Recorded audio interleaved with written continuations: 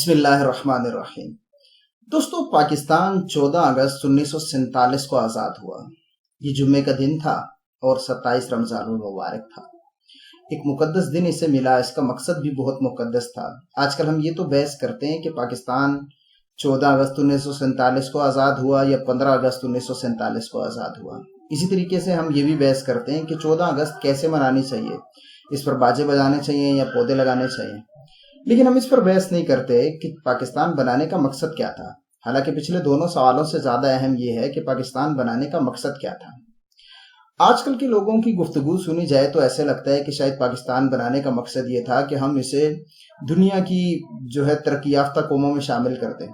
حالانکہ یہ مقصد تو بالکل سمجھ میں نہیں آتا، کیونکہ اگر یہی مقصد تھا تو پھر تو ہم اگر ہندوستان کے ساتھ مل کے رہتے، انڈیا کے ساتھ مل کے رہتے تو اس کے امکانات زیادہ تھے، اور آج وہ ہم سے معاشی اعتبار سے بہت زیادہ مضبوط بھی ہے اور بہت زیادہ ترقی یافتہ بھی ہے۔ کچھ لوگ یہ سمجھتے ہیں کہ شاید پاکستان بنانے کا مقصد یہ تھا کہ نماز روزے کی آزادی ہو، تو یہ مقصد بھی درست نہیں ہے۔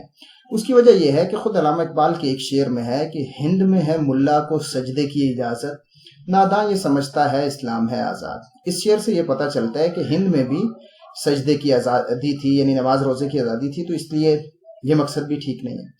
اب میں بتاتا ہوں کہ دراصل مقصد کیا تھا پاکستان بنانے کا۔ پاکستان بنانے کا مقصد یہ تھا کہ ایک ایسی ریاست قائم کی جائے جس کا دستور اسلامی ہو، جس میں عدالتیں اسلامی ہوں، جس میں سزائیں اسلامی ہوں، اور جس کا سارا لائحہ عمل ہی اسلام کے مطابق ہو۔ تو ایسی ریاست بنانا مسلمانوں کا مقصد تھا۔